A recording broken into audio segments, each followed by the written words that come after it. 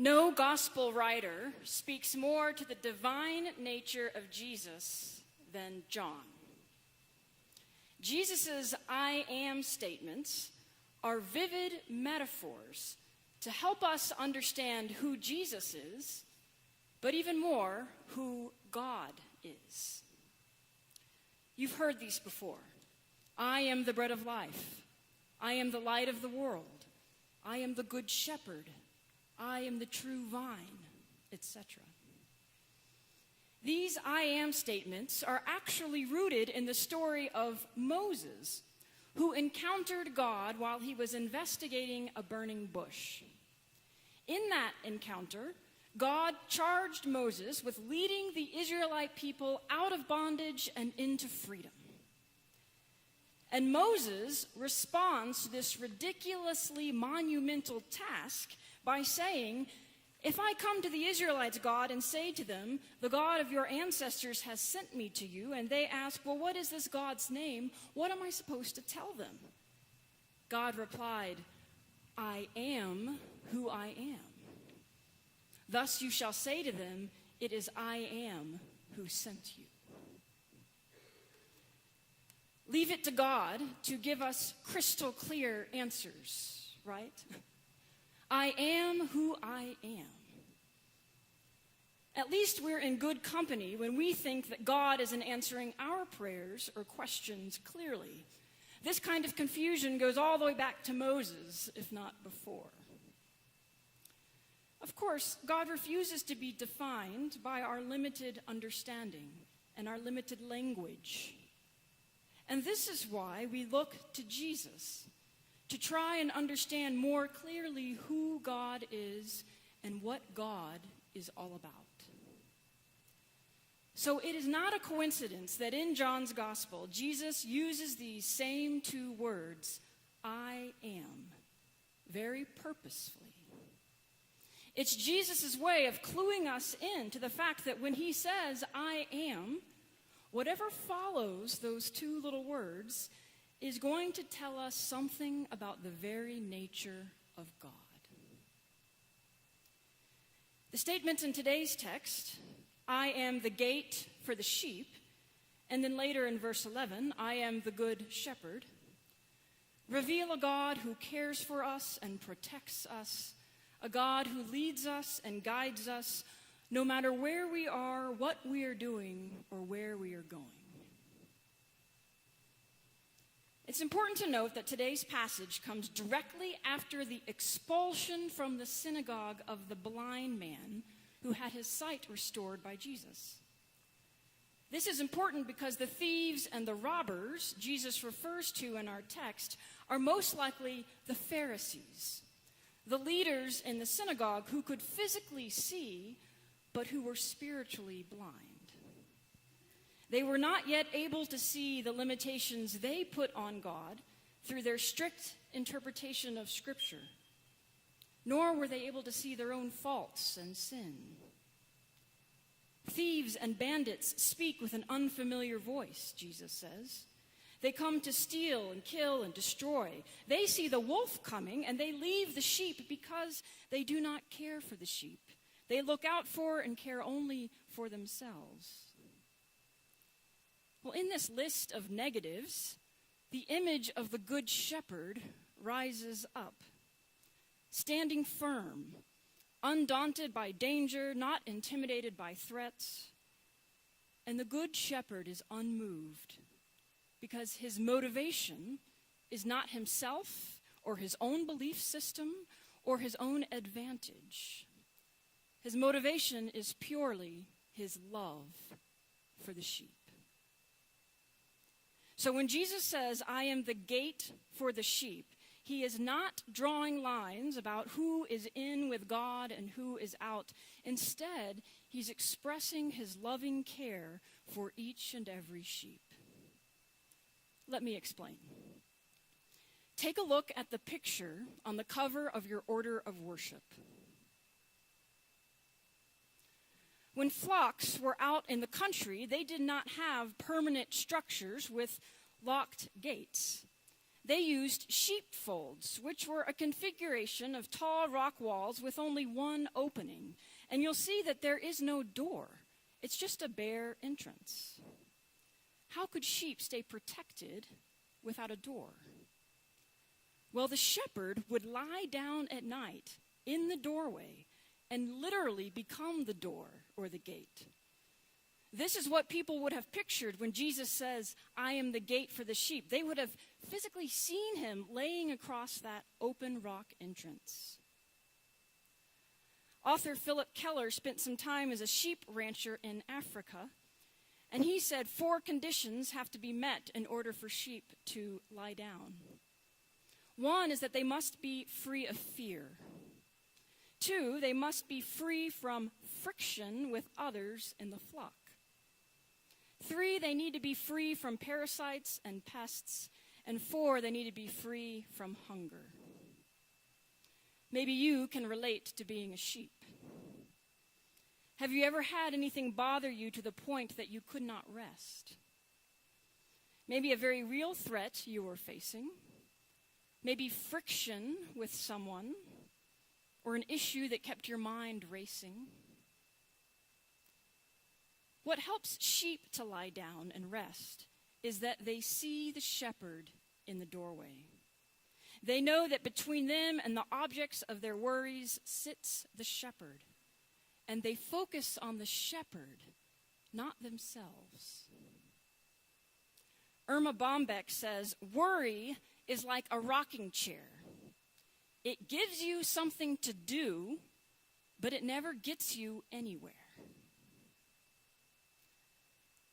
Focusing on Christ makes a real difference when we go through trials, because we understand that the Good Shepherd has our best interest at heart, that the Good Shepherd is always looking after us, standing between us and our worries. Now, when the sheep were not sleeping, they spent their lives traveling through this doorway. As we have seen, they come in through the doorway into the pen for security and rest.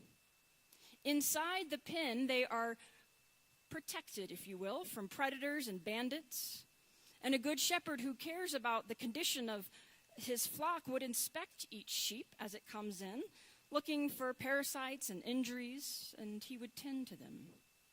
The gate or the doorway into the pen represented then security for the sheep and familiarity. But sheep also went out through the gate or doorway to find pasture and enjoyment. In the pasture, sheep could roam, run, and feel alive. They could graze on grass until their bellies were full. Outside of the gate, well, it was joy and adventure. And there were no protective walls around them, so yes, some danger too. Outside, in the pasture, was the unknown. All the possibilities of going somewhere new or doing something different. A good shepherd always watched over the sheep, coming in and going out. And we begin to see why the Bible compares people to sheep. We all spend our lives traveling through such doorways, don't we? Every one of us is constantly moving between a search for newness and something different, and a return to security and familiarity. We are on the move between what is known in our life and what is unknown in our futures. We seek security and protection and what is safe, while also longing for freedom and adventure and maybe a bit of risk in our lives.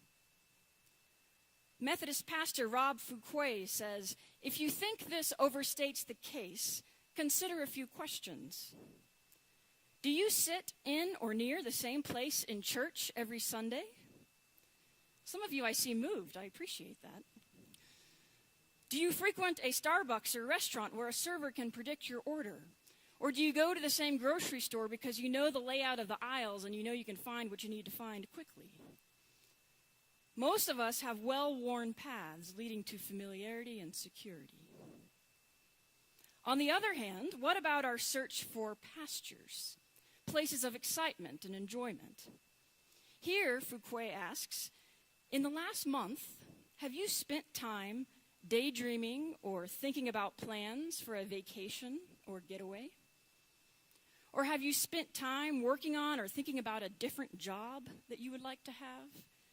Or a different house? Sometimes, he says, what feels like security starts to become like a prison. Like sheep, we are on the move, regularly coming in and going out. And we can think of that pattern as an analogy for our lives. We are in that constant flow and search for familiarity and predictability, and at the same time seeking newness and excitement. Look at that image again on the front of your order of worship and locate yourself on it. Do you feel like right now you're in the safety of the pen, in a familiar place in your life? Or do you feel like you've just been let out into the pasture, into a new venture? You're exploring something new, maybe there's some risk involved, some challenge. Or do you feel like you're straddling the doorway, wondering which way to go? Return to familiar, head into the unfamiliar. After you locate yourself, just tuck that away for later. There's nothing like graduation season to remind us that we are always on the move and that nothing in life lasts forever, good or bad. The gate separating what has been from what could be is always swinging. Graduation is bittersweet, isn't it, Raquel? Now, there's a reason that these ceremonies are called commencement ceremonies. More than an ending of one era, it is a beginning of another. And with all new beginnings, the possibilities are endless, and the potential for whatever comes next is invigorating. But it's also common for a new beginning to bring some fear or anxiety, or maybe even some resistance. It is change, after all. High school graduates are saying goodbye to their sports teams, prom dates, school clubs, their teachers, their youth groups. And many are also saying goodbye to life under the same roof with those who raised them. They are stepping out from under the protections of their past and into a future where they will have to find new sources of stability and familiarity. They're sheep thrown out into the pasture, and parents, Dell and Lorene, just pray that they find a good pen to hold them.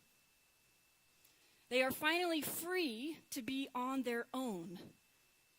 And they are finally on their own where they'll quickly learn that nothing in life is free. There's that bittersweetness again. Now, all of our lives are full of transitions and mini graduations, if you will. We just don't have shining robes and special hats to commemorate them. But we are all moving between one season and the next season in our life. Some seasons are welcomed, some are not. Some end too soon, others can't end soon enough. Some seasons bring us pure joy, personally or professionally, and others bring us deep and lasting grief. But they are all seasons, which means that they eventually end. Or at least they morph enough to begin to look like a new season or feel like a fresh start. And for those of us who are people of faith, even the most final season in our lives, death, well, we believe that to be the beginning of a whole new life with God beyond what we can imagine right now. Remember the psalmist's words, "The Lord will keep your going out and your coming in from this time on and forevermore." In John 10, we're reminded that God knows our need for joy and abundance and feeling alive, just as God knows our need for security, comfort, and protection. It's both and, not either or. The thing is, whether we're in the pen or in the pasture, so to speak, we are always with our shepherd. Christ is always with us, no matter where we are going, which is good, because the shepherd is always moving her flock. When the sheep have grazed up all the good stuff, and there is nothing left to nourish or feed the sheep in the vicinity of the sheep pen, then the shepherd moves the flock along to somewhere else. So whether a sheep prefers the safety of the pen or the adventure of the pasture, all the sheep are going to be moving anyway. They're all on the move. God never leaves us where we are. We're always being brought to somewhere new where we can be challenged to grow. And this is what our life of faith is all about. God calling us to places that we have not been, to try things we have not tried. God does know us by name and call us by name, which helps make any situation feel a little bit more familiar, doesn't it? But God calls us to go to places that are utterly unfamiliar to us. Whether that's a physical location, an emotional state, or a spiritual searching. The way of our good shepherd may not always feel good to us. After all, we are following, not leading. We are not constantly calling the shots in our lives. And if you're one of those people sitting there thinking, well, I call the shots in my life, I have control of what's going on, then maybe you need to ask yourself, am I following where the shepherd is leading? I'm sure there are many times that sheep are just getting settled into a new location when the shepherd decides, for whatever reason, that it's time to move on again. And the last thing the sheep wants to do is move, but the sheep moves because the shepherd leads them. And eventually that new pasture begins to feel like the old familiar pen. It's just that cycle. So I invite you again to think of where you placed yourself on the image on the cover of our order of worship. Are you in the pen? Are you out in the pasture? Are you in the doorway deciding where you should go? Could it be that your good shepherd is leading you somewhere new?